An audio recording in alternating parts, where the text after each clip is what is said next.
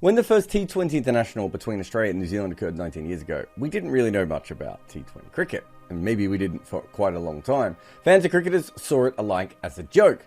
When the first T20 World Cup rolled around, no one knew what to do or who to pick. Australia chose their ODI team. England tried a bunch of their best players from the blast. And India's main players decided not to play in it at all. The format was a math equation that no one really had an answer to. That clearly is not the situation anymore. We now have analysts, specialist T20 players, countless hours of videos on every player, and detailed strategies with meticulous plans that sometimes teams still ignore. But in those early T20 World Cups, we didn't really have any of that. And so the way that we looked at those tournaments was often with little knowledge of the format itself. So what we wanted to do was look back at the best players at each edition of the World Cup with today's knowledge. That means re-examining some of the most well-known campaigns, but also shining a light on others that just kind of slipped through the cracks a little bit. This is the first episode of our World Cup MVP series. Remember, we're not just looking for the best player from each year, but players who had MVP quality tournaments. And this is just part one, so make sure you hit us up in the comments, press the bell icon, and subscribe so that you don't miss a single MVP level performance from 10 years ago. If you need a VPN, go Nord. Use nordvpn.com/Kimber to get a 2-year contract with a discount, plus 4 extra months, plus gifts in some markets. It's completely risk-free with Nord's 30-day money-back guarantee. The link is in the show notes. Protect your computer like a blocker protects the stumps with NordVPN today.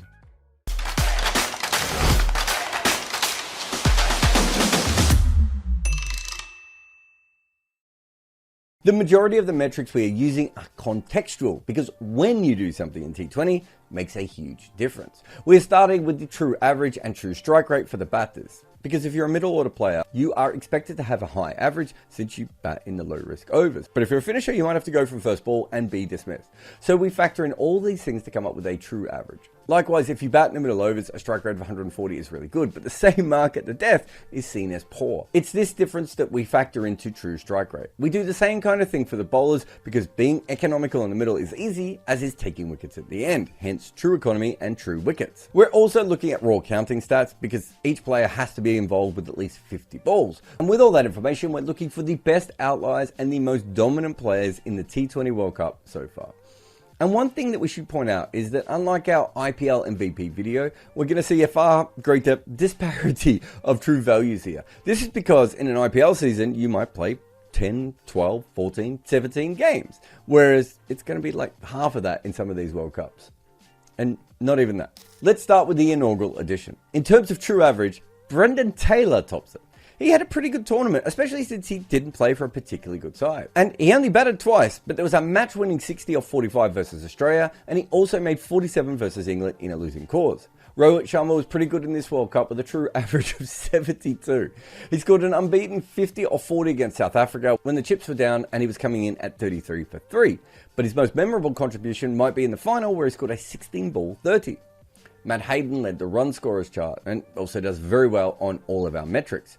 265 runs with a true average of 64 and plus 33 in strike rate.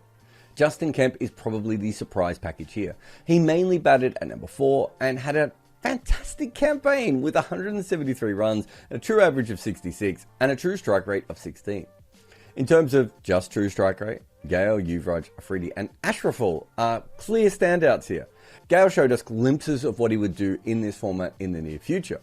True strike rate of 75 and a true average of 35. However, he only played 2 innings and one of them was a score of 117 and the other one was a duck. Ashraful is probably the most surprising one here with a true strike rate of 55, but the negative true average suggests that, he didn't actually score all that many runs. He started this tournament with 61 off 27 versus the West Indies, but had a string of low scores afterwards. Sadly, his career went really similar to that. Yuvraj Singh is probably the one you have been waiting for because we all remember that he hit 6 sixes versus Broad in that World Cup. And the advanced numbers do not disappoint with him. 148 runs with a true average of plus 10 and a true strike rate of 66. He was absolutely brilliant in this World Cup. And we've left the freak for last, Shahid Afridi. With a true average of minus 0.73 and a true strike rate of 64, Afridi was a batter who understood T20 cricket in a way that, well, no one did back then. Everyone looked at his average of 15, but no one respected the fact he was also scoring at 2 runs a ball. But let's look at the bowlers. Dan Vettori probably doesn't get recognition for how good he was in this tournament. Unreal.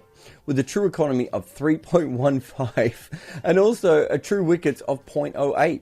If you don't like our advanced numbers, that's fine. He took 11 wickets and an economy of 5.33, averaging 11.64. Not bad for a finger spinner in South Africa. Alongside him is Lasith Malinga, who of course you do expect to be on a list like this. He took 7 wickets with a true economy of 2.48 and true wickets of 0.84. And let's briefly mention the leading wicket taker, Umar Gul. He took 13 wickets at a true economy of 2.66 and true wickets at 0.41. After him, there is a cluster of other bowlers, Stuart Clark, Irfan Pathan, Shahid Afridi and RP Singh.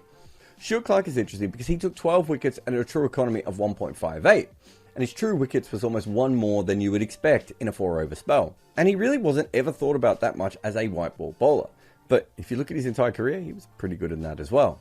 And let's finish this by mentioning RP Singh and Irfan Pathan. These two took 12 and 10 wickets respectively. Both of them had a true economy of around 1.3 and a true wickets of around 0.75. In a World Cup where the Indian batters get a lot of limelight, these two had campaigns that aren't just rated highly enough considering they went on to win the tournament. But let's talk about the actual player of that World Cup, Shahid Afridi. He scored 91 runs at a strike rate of almost 2 runs per ball, as we mentioned before. But he took 12 wickets with a true economy of 1.42 and true wickets of 0.7 with the ball. Afridi was a frontline bowler and an incredible hitter in that tournament. He may not have given you a high volume of runs, but he definitely gave you boom boom impact. And in that era, it was largely overlooked. Let's look at the next World Cup, where we have 3 outliers here. Angelo Matthews and Jacques Kallis with the true average, while Junaid Siddiqui with the true strike rate. These are probably not the names you're expecting me to say. In fact, many forget that Angelo Matthews during his younger years was a fantastic T20 player. This World Cup he was to Sri Lanka what Dhoni was to Chennai in this IPL season, a finisher in the truest sense. His median entry point was 18.2 overs. He scored 75 runs with an average of 61 and a true strike rate of 8. And let's look at the other man, because Kallis doing brilliantly in T20 cricket is probably not something that you're expecting. However, in this World Cup, he was not only brilliant in terms of true average, 53 to be precise, he also had a respectable true strike rate of 7, so he was plus player in both sides. That wasn't always the case with him as a T20 player. In the next cluster, you have Yunus Khan, Tilakratne Dilshan and Chris Gayle. Yunus Khan was absolutely brilliant in this World Cup. He scored 172 runs with a true average of 39 and a true strike rate of 22. And although he was Pakistan's captain in that tournament, let's be honest, Yunus Khan is thought of as a great test player, not really a quick run scorer. But he really did turn it up for this World Cup and was instrumental in their title win. Dilshan was the top run scorer of the tournament, and the advanced metrics absolutely love him as well. 317 runs with a true average of plus 30 and a true strike rate of 31. And let's not forget, it was the first year of the Dil Scoop, which kind of changed cricket as well.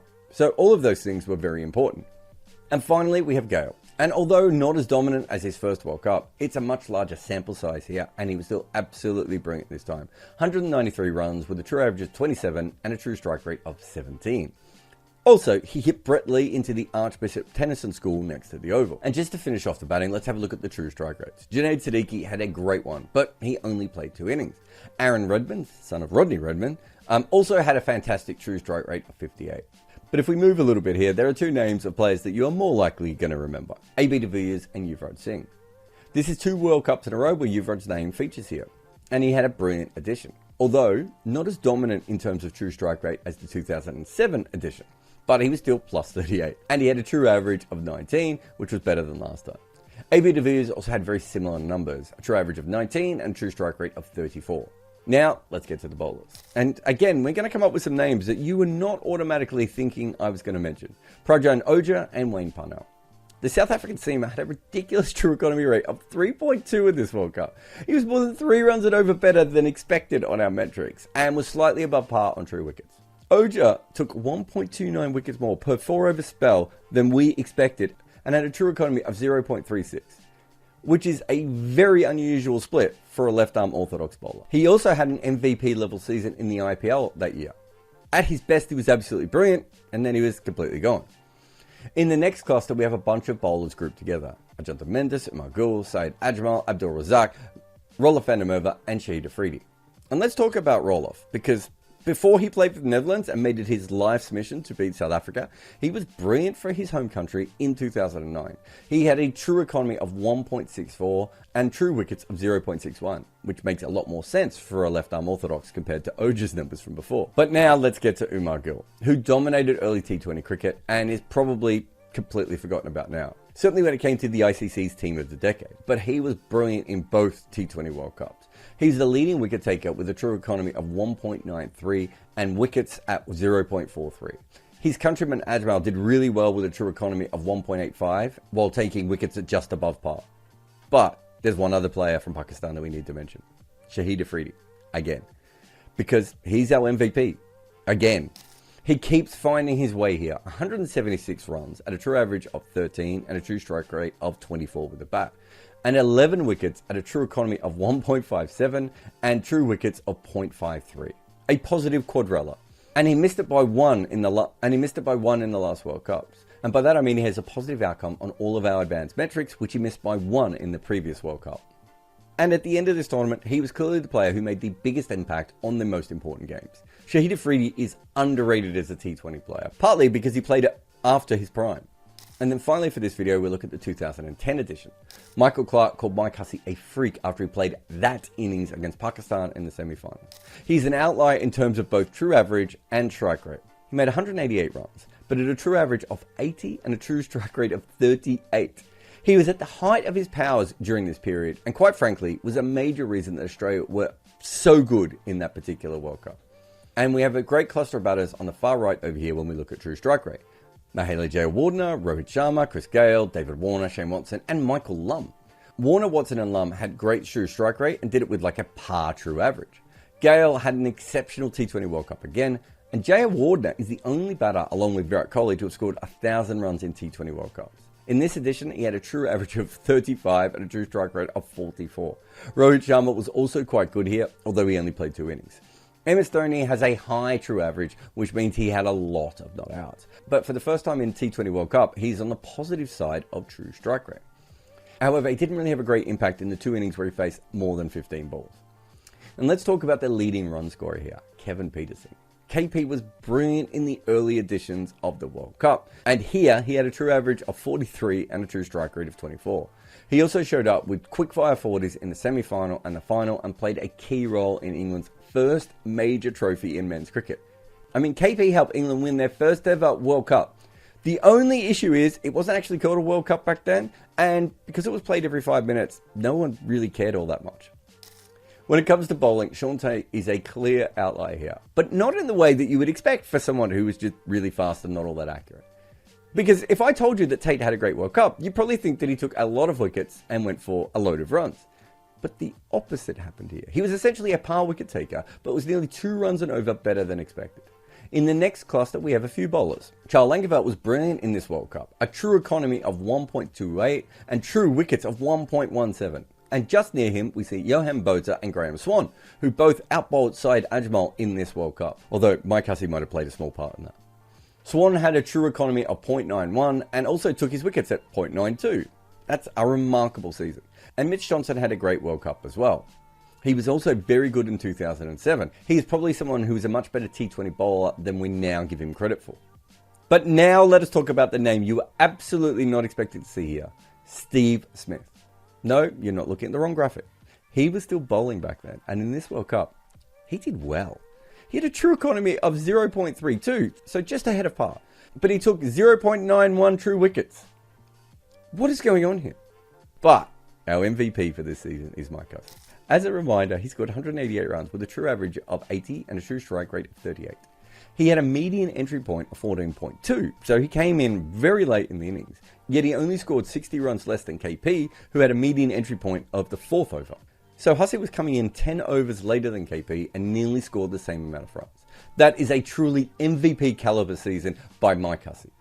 And that is it for the early editions of the World Cups. Like, subscribe, and come back soon with a funny hat on for the second edition of the MVP caliber seasons here on Good Areas. If you make any content, Minvo Pro is the tool for you. Take your long format content and cut it and slice it for social media. This AI-inspired weapon will turn your one piece of work into so many clips. Try Minvo.pro now.